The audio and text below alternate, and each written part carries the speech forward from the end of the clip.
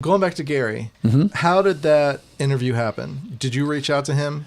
Actually, go back to relationships. There's a gentleman here that works with Monumental, Dan Shanoff, who's a friend of mine. Our kids go to the same school, and he used to work for the Washington Post. And when he worked for the Washington Post, he met Gary and his brother AJ during something that they were doing, and had always stayed in touch with them. And he had I was reaching out to Gary on social media. He had saw that because he had followed both of us, and he sent me a text and said, "Are you trying to get in touch with Gary? Because I think I have his ear if you are."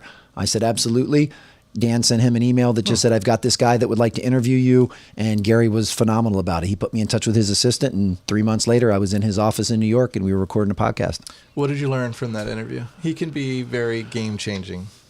He's remarkable. Yeah. What I learned is he's incredibly real and authentic, that he was exactly the same in that interview and in his office as he is on social media. There was nothing different. I mean, he is who he is.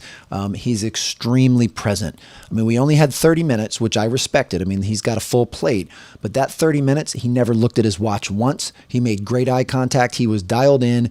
You would have thought he and I were friends for a decade with the attention that he gave. He didn't give blanket cookie cutter answers. Everything I was asking him, he was very specific about and was very involved in it. And the moment the clock struck at the 30-minute mark, then he left and he moved on, which was fine. But I was amazed at how present he was, and because there's plenty of people way more important than me that he could have been spending his 30 minutes with. So the fact that he, invested 30 minutes with me and stayed present and at the very least acted like he cared was really awesome.